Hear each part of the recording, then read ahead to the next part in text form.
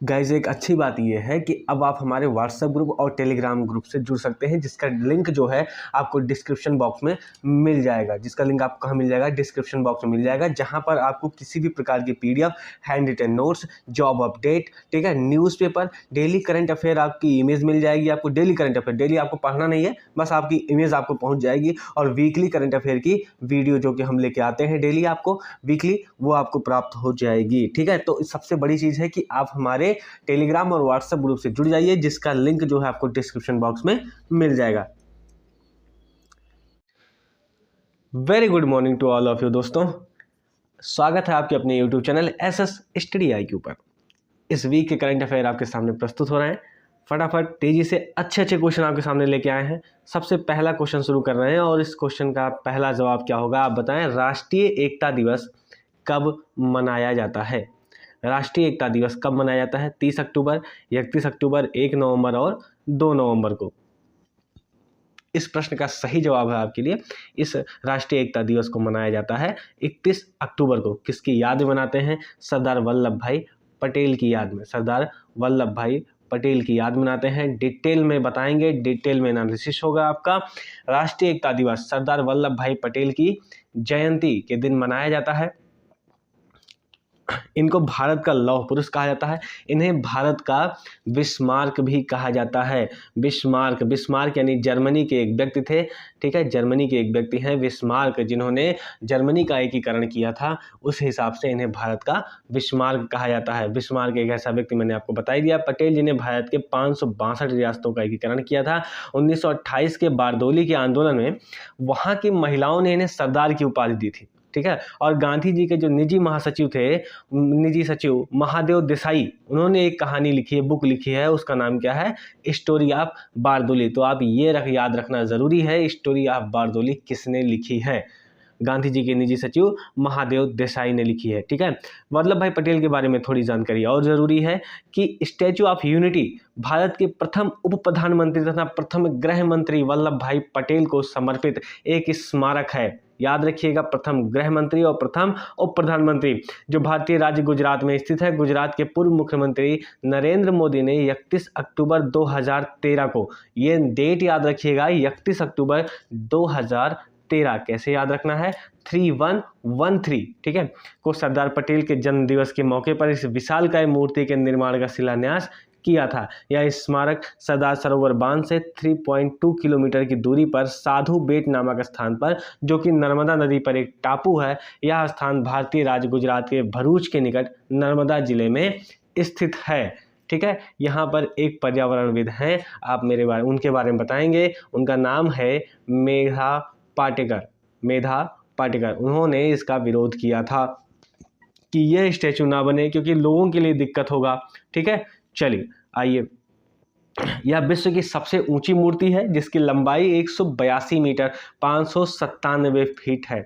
इसके बाद विश्व की दूसरी सबसे ऊंची मूर्ति चीन में स्प्रिंग टेम्पल ऑफ बुद्धा, भगवान बुद्ध की मूर्ति है, जिसकी ऊंचाई जो है 153 मीटर है, ठीक।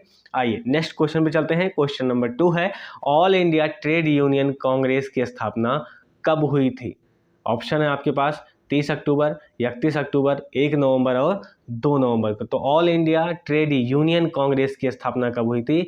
31 अक्टूबर को हुई थी, 31 अक्टूबर 1920 को। इसके बारे में जान लेते हैं। All India trade union Congress की स्थापना जो है 31 अक्टूबर 1920 को मुंबई में हुई थी। कहाँ पर?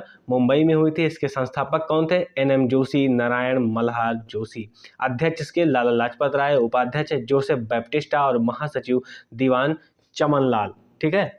आज़ादी के बाद जो है एक और ट्रेड यूनियन बना था। एक्चुअली आप समझिएगा कि 1920 में जो ऑल इंडिया ट्रेड यूनियन बना है वो ILO यानी इंटरनेशनल लेबर ऑर्गेनाइजेशन 1919 के हिसाब से ही बनाया गया था अपने देश में 1920 में, ठीक है। आज़ादी के बाद बनाया गया है। कब क्या चीज़ बनाई गई? वो Indian national trade union Congress का गठन किया गया। इसकी स्थापना 1 मई 1947 को की गई। इसके संस्थापक कौन बने? वल्लभ भाई पटेल और बीवी गिरी, ठीक है। और इसके प्रथम अध्यक्ष भी वल्लभ भाई पटेल ही थे, ठीक। आइए नेक्स्ट क्वेश्चन पे चलते हैं। 1 नवंबर को कितने राज्यों के स्थापना दिवस मनाए जाते हैं? 5 राज्य, 7 राज्य, 9 राज्य और 8 राज्य। आपके सवालों के इस प्रश्न का सही जवाब होगा 8 राज्यों का स्थापना दिवस मनाया जाता है। ठीक है, 8 राज्यों की स्थापना आज ही के दिन, और कुछ केंद्र शासित प्रदेश भी रहेंगे उसमें, लेकिन राज्य 8 हैं। ठीक है, तो वो 8 राज्य कौन से हैं आप समझिए। मैं यूटी के बारे में भी बताता हूँ। आज ही के दिन 1 नवंबर को मध्य प्रदेश, कर्नाटक, छत्तीसगढ़, हरियाणा, पंजाब, केरल, आंध्र प्रदेश, तमिलनाडु राज्य अपना स्थापना दिवस मना रहे हैं। वहीं दिल्ली, चंडीगढ़, पौंडीचेरी, लक्षद्वीप और अंडमान निकोबार को ही आज केंद्र शासित प्रदेश का दर्जा दिया गया था, यानी 1 नवंबर को यह दर्जा प्राप्त हुआ था।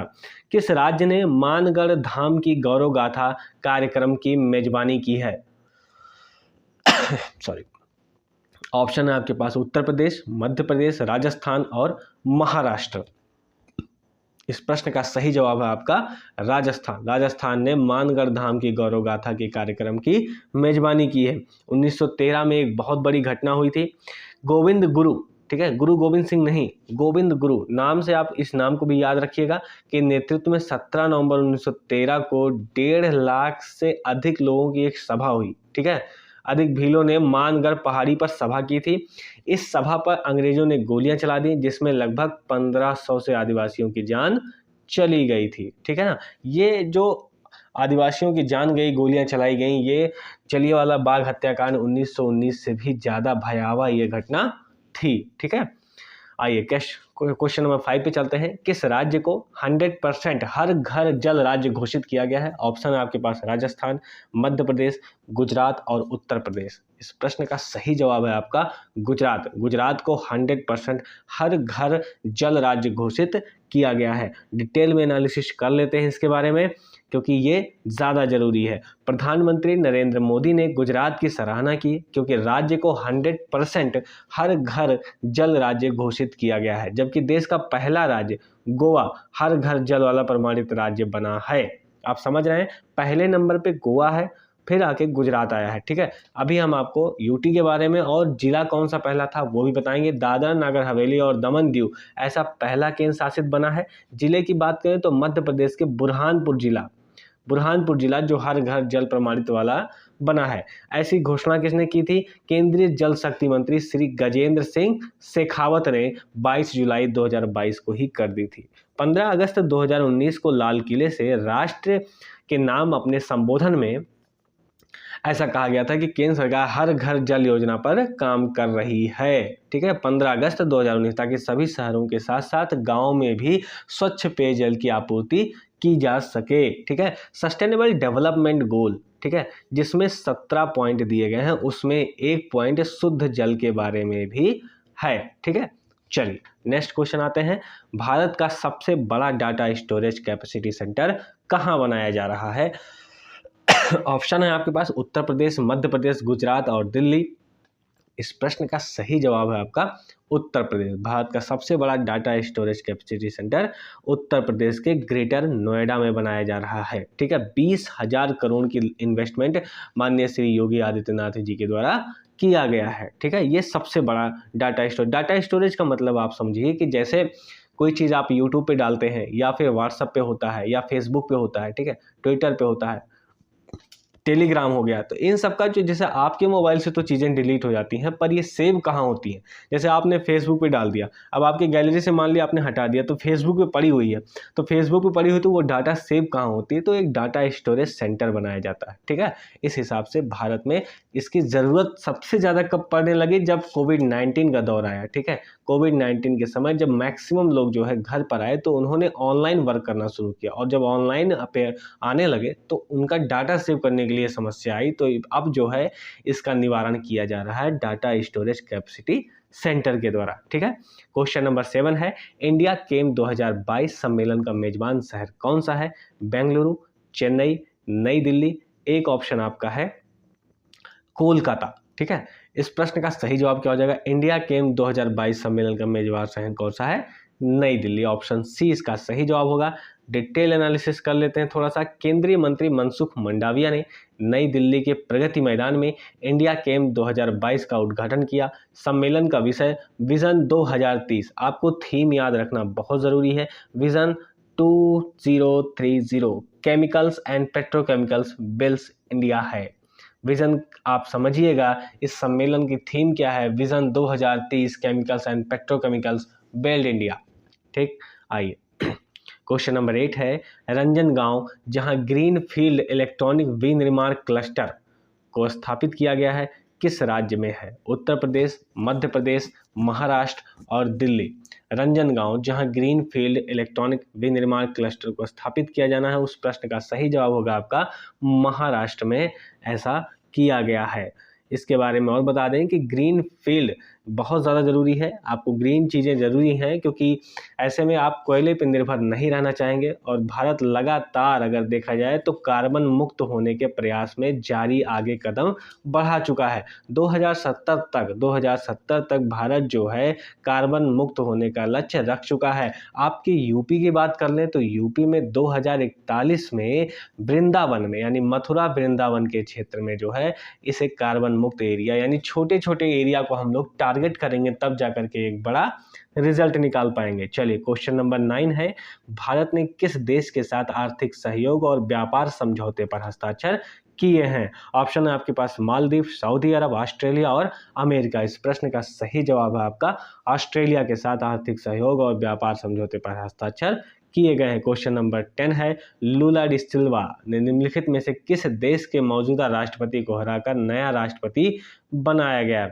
पेरू, चिली, ब्राज़ील और अर्जेंटीना। इस प्रश्न का सही जवाब होगा कि लूला डी सिल्वा जो है वो ब्राज़ील के बने हैं और उन्होंने जो है किसको हराया है? राष्ट्रपति बोल्सोनारो को। ठीक है, ब्राज़ील के राष्ट्रपति पद पर पहली बार जीतने के 20 साल बाद वामपंथी लुइस इनासियो लूला डी सिल्वा ने ब्राज़ील के नए राष्ट्रपति बनने के लिए मौजूदा राष्ट्रपति जायर बोल्सोनारो को हराया है। ठीक है, आइए क्वेश्चन नंबर 11 है, मरणोपरांत कर्नाटक रत्न पुरस्कार से किसे सम्मानित किया गया है? केवी राजू, संचारी विजय, जयंती और पुनीत राजकुमार। इस प्रश्न का सही जवाब है आपका पुनीत राजकुमार। ठीक है, प्रतिष्ठित कर्नाटक पुरस्कार मरणोपरांत राज्य के मुख्यमंत्री बसवराज मुंबई द्वारा दिवंगत अभिनेता पुनीत राजकुमार को प्रदान किया गया।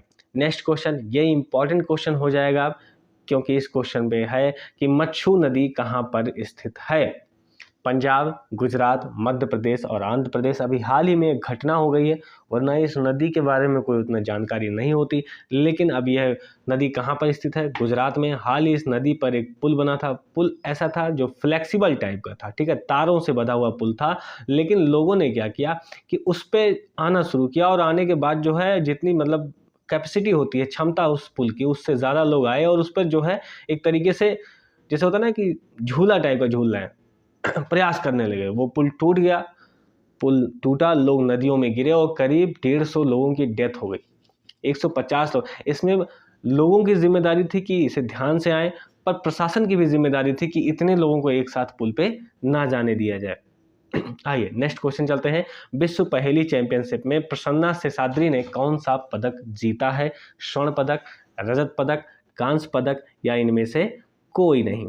ठीक है, इस प्रश्न का सही जवाब आपका हो जाएगा कि विश्व पहेली चैंपियनशिप में प्रसन्ना शेषाद्री ने रजत पदक जीता है। ठीक, आइए आज हम आपको एक टॉपिक बता रहे हैं, एक पॉइंट जो आपके लिए ज़रूरी है। इस देश में सबसे बड़े, विश्व का सबसे बड़ा लोकतंत्र है, तो लोकतंत्र का अर्थ क्या होता है आपको ये जानना जरूरी होना चाहिए। तो आप समझिए कि लोकतंत्र क्या है। लोकतंत्र सरकार की एक ऐसी प्रणाली है जिसमें नागरिक सीधे सत्ता का प्रयोग करते हैं या एक शासी निकाय जैसे कि संसद बनाने के लिए आपस में प्रतिनिधियों का चुनाव करते हैं। आप समझिएगा, लोगों का चुनाव किया जाता है। इसमें बहुमत का शासन भी कहा जाता है। इसमें बहुमत का शासन ही होता है, मतलब जो प्रतिनिधि दो लोग, चार लोग जो लड़ते हैं, उसमें जो जीतता है वही शासन करता है। इसमें सत्ता विरासत में नहीं मिलती है, सत्ता विरासत में नहीं मिलती। जनता अपना नेता स्वयं चुनता है। विरासत का मतलब आप इससे थोड़ा सा लगा सकते हैं कि जैसे ब्रिटेन में है, तो ब्रिटेन में जो महारानी है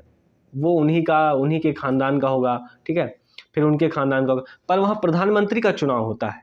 ब्रिटेन में है, लोकतंत्र है, बिल्कुल है, लेकिन वहाँ राष्ट्रपति का चुनाव नहीं होता है। वहाँ पर राजघराने के लोग ही उस राष्ट्रपति के पद पर पदासीन होते हैं। ठीक है, चलिए, प्रधानमंत्री चुनाव में प्रतिनिधि चुनाव में हिस्सा लेते हैं और नागरिक अपने प्रतिनिधि को वोट देते हैं। सबसे अधिक मतों वाले प्रतिनिधि को शक्ति प्राप्त होती है। ठीक है, यानी कि बहुमत का शासन ही यहाँ पर बनता है। ठीक है, चलिए ये टॉपिक आज कहीं कंप्लीट होता है। इस हफ्ते के करंट अफेयर आपको दिखा दिए गए हैं। अब अगर ये अच्छी वीडियो लगे तो आप जरूर से लाइक शेयर सब्सक्राइब कीजिएगा। मैं फालतू के करंट अफेयर लाके आपका टाइम वेस्ट नहीं करना चाहता हूँ। मुश्किल से एक हफ्ते में 10, 12, 15 क्वेश्चन लेके आऊँगा जो बेहतरीन होंगे, जो ज़रूरी होंगे कि हाँ आपके एग्जाम में लाए जा सकते हैं, वो आपके सामने प्रस्तुत हो जाएंगे। तो अपना ख्याल रखिए, बड़ों का सम्मान कीजिए, छोटों को प्यार दीजिए। धन्यवाद। लाइक शेयर सब्सक्राइब जरूर कीजिएगा। Thank you. गाइज, एक अच्छी बात यह है कि अब आप हमारे व्हाट्सएप ग्रुप और टेलीग्राम ग्रुप से जुड़ सकते हैं, जिसका लिंक जो है आपको डिस्क्रिप्शन बॉक्स में मिल जाएगा। जिसका लिंक आपको कहाँ मिल जाएगा? डिस्क्रिप्शन बॉक्स में मिल जाएगा, जहां पर आपको किसी भी प्रकार की PDF, hand written notes, job update, ठीक है, न्यूज़पेपर, डेली करंट अफेयर आपकी इमेज मिल जाएगी। आपको डेली करंट अफेयर, डेली आपको पढ़ना नहीं है, बस आपकी इमेज आपको पहुंच जाएगी। और वीकली करंट अफेयर की वीडियो जो कि हम लेके आते हैं डेली आपको वीकली, वो आपको प्राप्त हो जाएगी। ठीक है, तो सबसे बड़ी चीज़ है कि आप हमारे टेलीग्राम और व्हाट्सएप ग्रुप से जुड़ जाइए, जिसका लिंक जो है आपको डिस्क्रिप्शन बॉक्स में मिल जाएगा। चलिए, जय हिंद, जय भारत।